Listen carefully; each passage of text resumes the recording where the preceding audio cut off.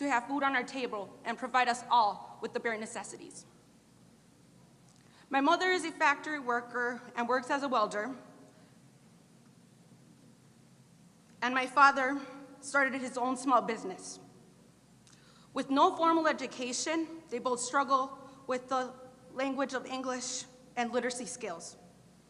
They rely on me and my sisters to translate and help with paperwork for my father's small business. This has become a family effort, but this is not what I see myself doing for the rest of my life. I want to make my parents proud, be an example for my younger siblings. Through my pursuit of education, I also inspired my two older sisters to return to school after having children at a young age. As a genuine, helpful, and caring individual, I am dedicated to pursuing a career in education. The advisors at MCC inspired me to become a college advisor. They are devoted to helping students fulfill their potential. In my future career, I want to encourage students to pursue a higher education and provide the resources and support they need. I value the power of education. I believe everyone is entitled to go to college, no matter their social or immigration status.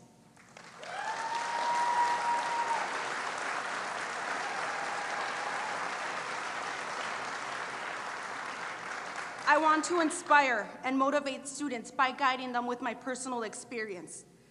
As a second-year student, MCC has transformed my life. I thought my dream of college would be impossible. Now, with the financial support, I can pursue my education and focus on the importance of learning. I am very fortunate to be a recipient of various local and college scholarships, including federal student aid. The reality is that there are still many students with the same obstacles who walk in my shoes. My generation, along with the others, are the ones who are going to lead the future. With the American Family Plan, our students and families will benefit. We need to be educated. We need to be an educated nation and improve each generation. We will do this with all the support given to our children, teachers, and working families in the rural areas. I appreciate President Biden for his passion, dedication, and commitment to our future generations. I have the greatest honor to introduce the President of the United States. Ladies and gentlemen, President Joe Biden.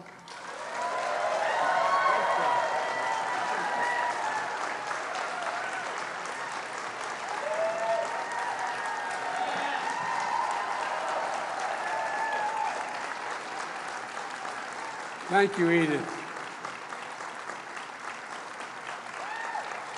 Thank you, thank you, thank you.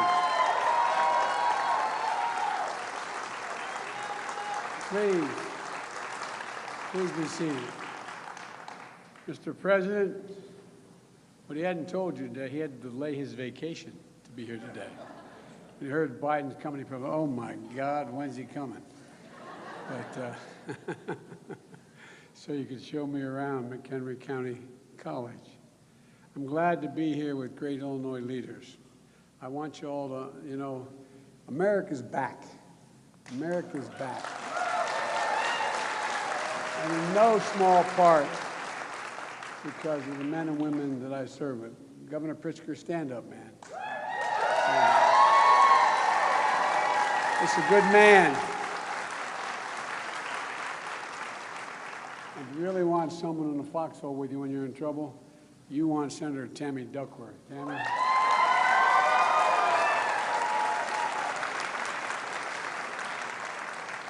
And the guy I rely on more than anyone else in the United States Senate, and I've served with him for years, we have a lot in common in terms of losses as well as gains, is Dick Durbin. Dick?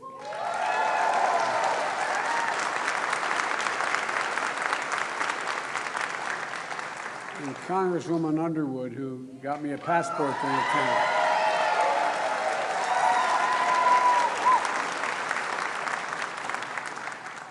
Her mom and dad are mildly proud with good reason. Good reason. Actually, Mom looks like her sister. Last week, I was up in Wisconsin to talk about a bipartisan agreement to modernize American infrastructure, and in the process, create millions of good-paying jobs. That's not my estimate. That's Wall Street estimates. That's everybody's estimate. Millions of good-paying jobs. Not $7, not $8, not $10, not even $15 an hour. Good, prevailing wage jobs. And here's what it means for Illinois. You've got, like many states, all states, you've got 2,374 bridges and over 6,200 miles of highway that are in disrepair. As a result, every driver in this state pays a hidden tax, about $600 per year in wasted time and wasted fuel because of the nature of the roads and bridges. And by the way, you're better than a lot of states. Not to mention the challenge of getting to work or getting to a daycare center on time to avoid that late fee when you pick up your child. Your governor has an ambitious infrastructure plan, and under a bipartisan infrastructure agreement, we're going to make the biggest investment in roads and bridges since the construction of the interstate highway system, literally creating millions of good-paying jobs.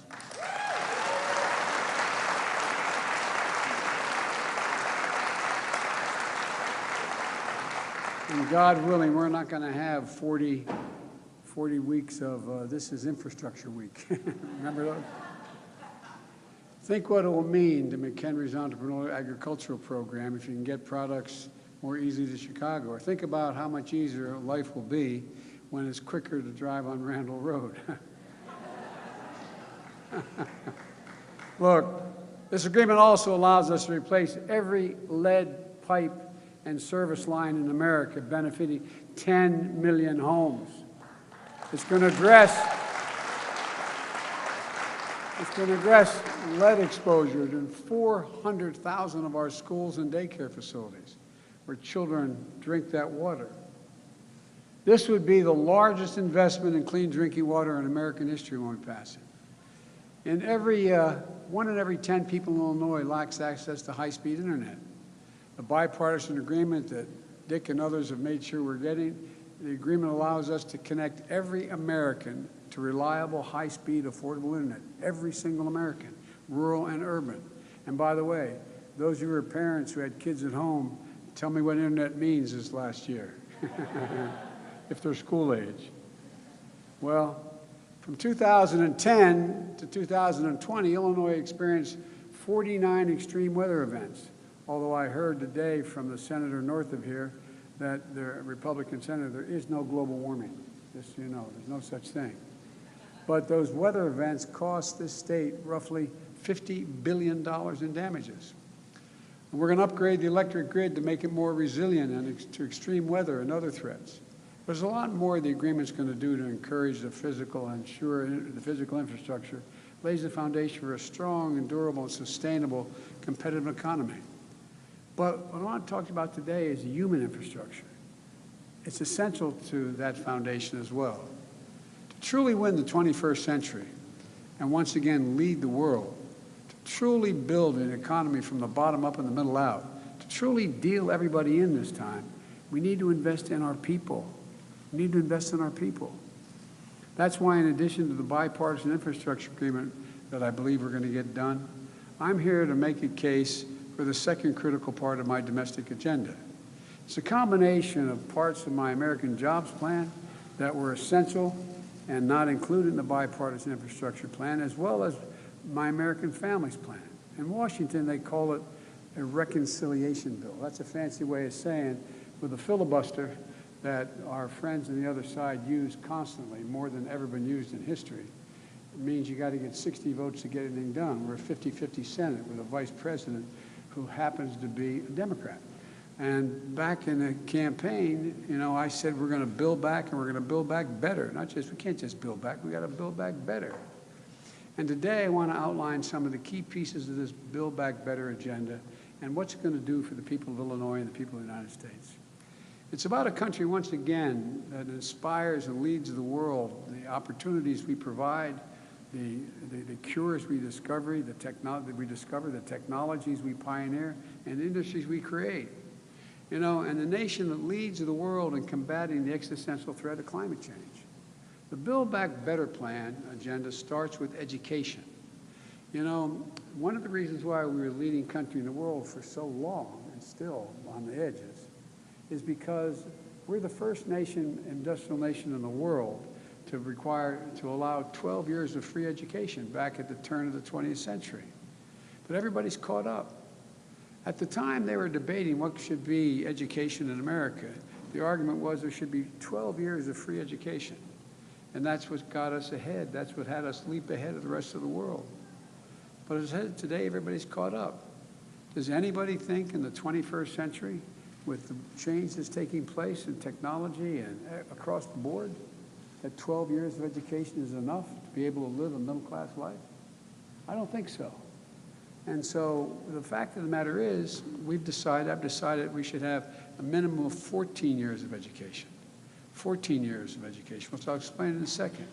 You know, as the First Lady, I'm Jill Biden's husband, but as Jill would say, and she's a full-time community college professor while being the First Lady, she often says any nation that out-educates us is going to out-compete us. Any nation that out-educates us is going to out-compete us. That's why I want to guarantee an additional 4 years of public education for every person in America, starting with providing 2 years of universal, high-quality preschool for 3- and 4-year-olds, building on what the governor has been doing here in Illinois.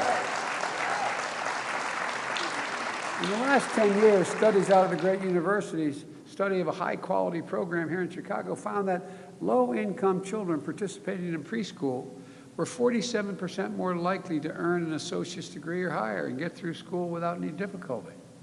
We have to build on that foundation for future success. And then I want to add 2 years of free community college for everyone.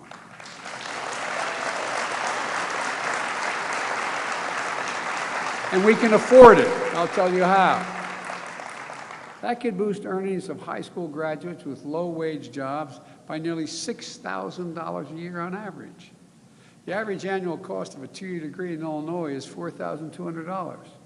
Under my proposal, that cost would be zero. But it's not just tuition that's expensive. As was pointed out, living expenses, housing, meals, transportation. And that's why I propose to increase the maximum Pell Grant, which if you are below a certain income, you qualify for a Pell Grant, from about $6,500 a year to $8,000 a year. And that will fill it out. I know that here at McHenry, you have a dual enrollment program. So students from places like Woodstock High School and other high schools, you get credit for taking college classes here. Well, my plan will provide resources to expand programs like the one you have here. My plan will also do more to invest in high-quality job training and apprenticeships in fast-growing sectors like public health, childcare, manufacturing, information, technology, clean energy, so that all Americans can get the skills that employers want that lead to good middle class and, I make no apology, union jobs. We'll also make strategic investments in teachers, in the teacher pipeline. Because even before the pandemic, our school system was 100,000 teachers short here in America, particularly in high-demand areas. Our children are the kite strings that lift our national ambitions aloft, and our teachers are the ones that help them believe they can do anything. I'll bet every one of you, success, can name the teacher that helped change your life. I'll bet every one of us, or somebody came along and made us believe in ourselves. That's the really secret of teachers. My plan will reduce student debt for future teachers, double the size of annual federal scholarships for future teachers. We'll also support $100 billion in-school infrastructure improvements, including community college, to make sure that they are safe and healthy places for learning and that all students with labs and technology they need to be able to compete in the 21st century. Of course, an ability to take these jobs often depends on the availability of childcare. As a single father, when I first got to the Senate, I had 2 young boys who had just lost their mom and their sister in an automobile accident. If I hadn't had the family I have, my younger sister, my best friend, and my brother, and my mom help out, I couldn't have done it. But not everybody has that kind of support. I just toured your Children's Learning Center. It's an amazing resource. Students and faculty can have their children cared for. Students can earn their associate degrees in early childhood education as well. High-quality child care options should be the rule, not the exception. So on my way here, I met with Mike Sayre, who wrote me a letter about his struggle to find affordable child care. And he wanted to know what my plans were. Well, Mike, I hope you know now, here we are. My plans to provide access to quality, affordable child care with more child care centers and community college campuses, with new and upgraded child care facilities all across the country. Businesses will get a full tax credit to build on-site facilities. And the reason they want to do that is not just to be nice. Because studies show when there is an on-site child care center, businesses have less employee turnover, less absenteeism, and higher productivity. It's overwhelming in their interest to do it. Middle-class families will pay no more than 7% of their income for high-quality child care for children up to age 5. And those hard-pressed working families won't have to pay a dime. My plan will also invest in child care workforce with better wages, benefits, and training opportunities. Look, we're also going to give parents the option to take up to an $8,000 tax credit to cover child care expenses if that's the preferred route. That's good for families and is good for the economy, and it will create more jobs. My plan will also provide up to 12 weeks of paid family leave for medical care.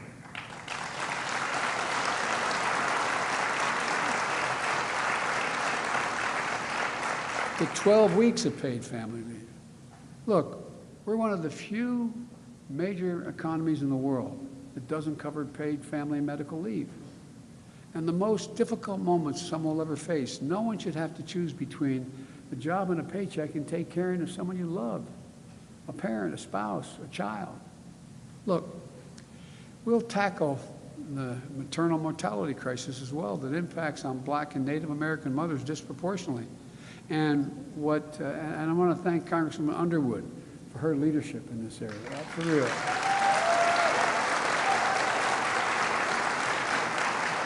As I've said again and again, people who really need a tax break in this country are America's working families.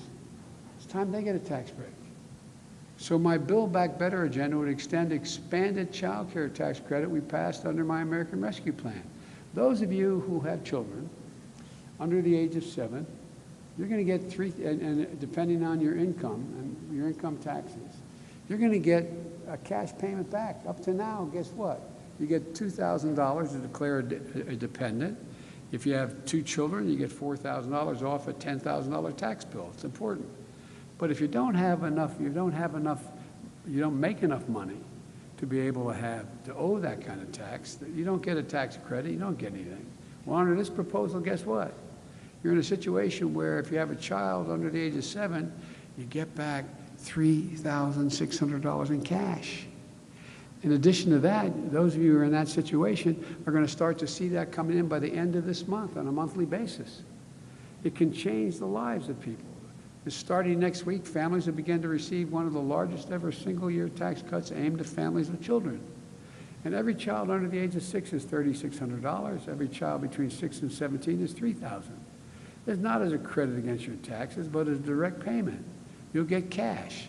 Cash. That's what we'll get. For example, a middle-class family with 2 children can expect to receive $7,200. You get the first half, the $3,600 paid out, at $600 a month between July and December, and you get the rest between January and tax day. With this one tax cut, every study shows that child care is cutting poverty in half by 40%. Families with children who qualify for this, it cuts poverty by 40%. So let's extend the tax cut at least through 2025. And let's expand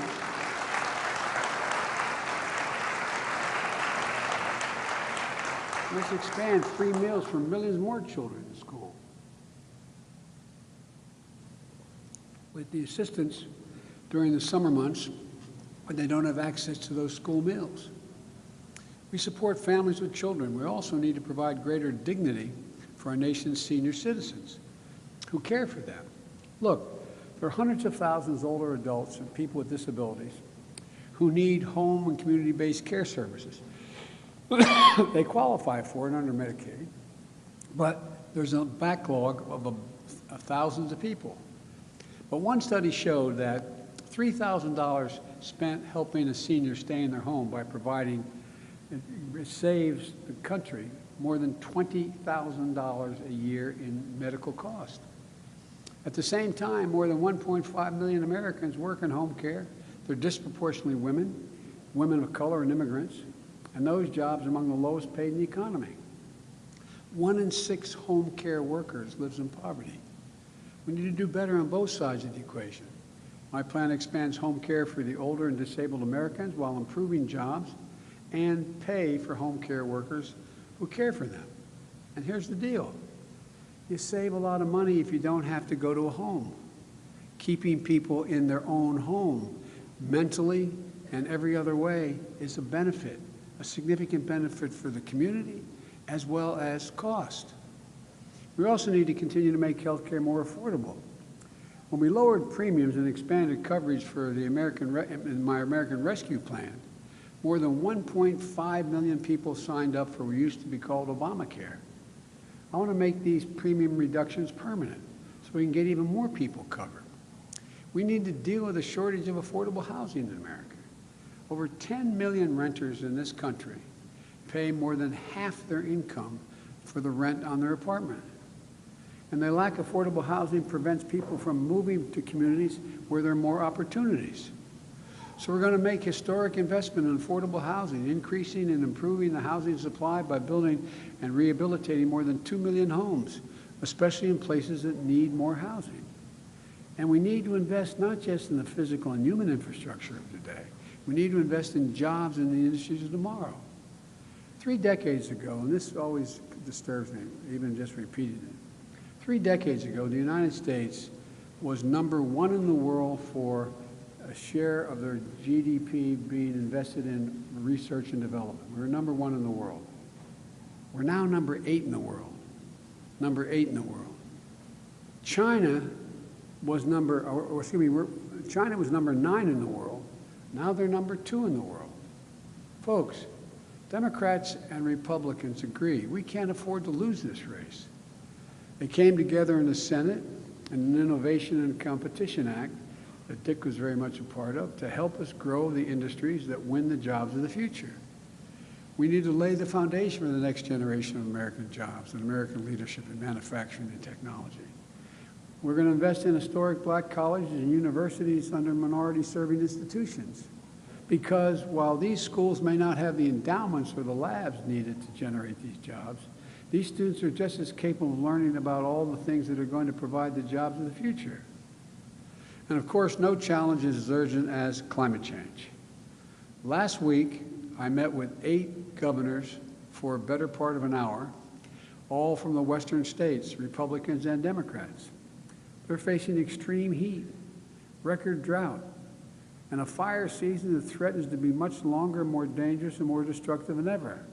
Last year, for example, more than 10 million acres burned in the West. 10 million acres, not counting the lives lost and homes lost. More land that exists in my home state of Delaware and my neighboring state of Maryland combined. So if a fire swept through and took out every single thing in the state of Delaware and Maryland. The drought conditions this year are twice as bad. You've seen the pictures. Reservoirs that are 40 feet down, 50 feet down. The extreme weather isn't just in the West. In Illinois, farmers downstate are dealing with more frequent droughts. And 2 weeks ago, just south of here, you just had a nearly unprecedented tornado. We can't wait any longer to deal with climate crisis. We see it with our own eyes, and it's time to act. The bipartisan agreement we reached makes some major strides. It's going to allow the transition of thousands of old, for example, diesel school buses and buses, city buses. We're going to change them to electric buses. There are roughly 500,000 of these iconic yellow school buses on the road today. 95% of them run on diesel, for example. And diesel pollutes the air and is linked to asthma and other health problems and hurts our communities and causes our students to miss school. I'll put Americans to work capping tens of thousands of abandoned oil and gas wells that are leaking methane. is devastating. And the wages to cap these wells are the same wages it took to dig the wells, making people be able to earn a prevailing wage to do it. There's thousands of them. But we need to go further. I want to provide tax cuts for businesses and consumers who invest in clean energy technologies like renewables, battery storage, next-generation aviation fuels, electric vehicles. I want to set a clean electric standard that moves us to a fully clean and reliable grid. These steps are going to create good-paying union jobs and spur demand for domestic manufacturing, accelerating clean energy and clean cars, growing our capacity to build those technologies on factory floors with union workers here in the United States. And we create a new generation of jobs in clean energy manufacturing. I also want to enlist a new generation of climate conservation and resilience workers, like FDR did when the American Work Plan for preserving our landscape with the Civilian Conservation Corps. It's a similar thing. We can put Americans to work strengthening public lands and waters and making our communities, rural and urban, more resilient against extreme weather. And we can take on the long overdue work of advancing environmental justice by addressing pollution. My plan is also going to give grants to spur innovative policies and land projects, local projects like installing community solar and storage in disadvantaged communities, replacing street lights that are made in America with LED bulbs that cost a whole lot less and last a whole lot longer, making upgrades in homes and school and community centers to boost energy efficiency and cut electric bills. Folks, I've laid a lot of plans here, but that's because it's time we have to think bigger, we have to act bolder, and we have to build back better. When we passed the American Rescue Plan, the naysayers, the doubters said it wouldn't work. Well, we created over 3 million jobs since I took office. More jobs in the first months of a president's administration than any time in American history. And last week, the Congressional Budget Office doubled their projections of the 2021 economic growth from 3.2% to 7.4%. And the OECD thinks it could be higher. That puts America Rescue Plan, and our work is going to move forward to do a lot of things, including we're close to defeating the virus. The last time the economy grew at this rate was in 1984, and Ronald Reagan was telling us it was an American morning. Well, this is going to be an American century.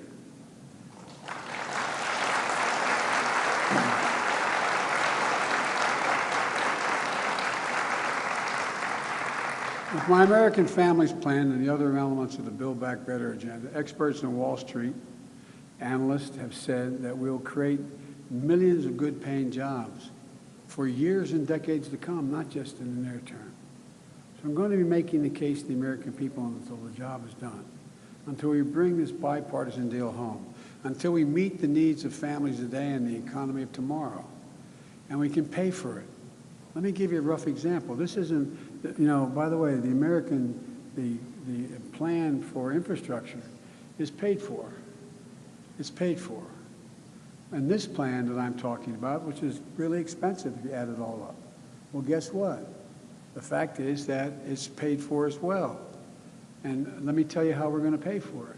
Some of the ways to pay for the rest of it is the last couple of years, for example, 55 of the Fortune 500 companies making billions of dollars did not pay a single penny in taxes, not one single cent. Well, I don't want to punish anybody, but everybody, and I hope someday my grandchildren grow up to be billionaires. That'd be wonderful, especially for a guy who for 36 years was listed as the poorest man in the United States Congress. But having said that, all kidding aside, everybody has to pay their fair share. I'm not trying to gouge anybody. Everybody just get in the game. If we put in place a minimum 15% tax on the profits of corporations, the ones that didn't pay any tax, that would raise $250 billion, $240 billion. There's a loophole in the system called stepped-up basis. That loophole goes that if I made a capital gains and I was a wealthy person and I was going to cash in my stock and I was going to have to pay a tax, I was going to make $400,000 and I was going to pay X amount in taxes, if on the way to cash it in I get hit by a truck, God forbid, and died, and I was left to my daughter, there'd be no tax paid. It's not inheritance tax. It was a tax due 10 seconds earlier. We close that loophole. That saves us $400 billion a year. Not a year, $400 billion over this period, which is enough to pay for the child care tax credit. If we end tax breaks for fossil fuels and make polluters pay to clean up the messes they've made, that would raise $90 billion. I'm not asking them to do anything that is unfair. Just not going to subsidize them anymore. They're doing well, thank you. And the messes they made, they should clean up. Well, if we ask the top 1%, and I hope many of you are in the top 1%, maybe. You know, that tax cut that was passed in 2017 was all raised the deficit by over $2 trillion, not a penny paid for, and it didn't come back with anything. In fact, that entire $2 trillion, the vast majority went to the top 1/10 of 1% of the American people.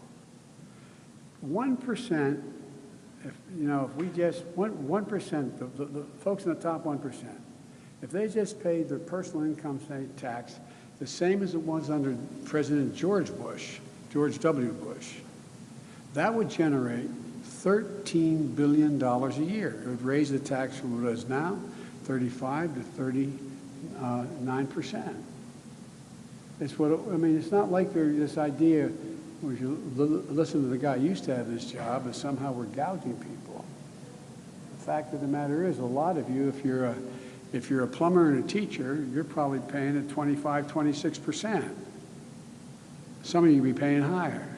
But here, look, it's enough to provide for that one change, enough to provide for 2 years free community college for every student in America.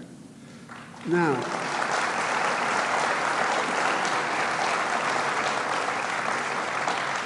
people say that one of the purposes of taxes is to also generate growth along with making sure that we can pay for our basic needs.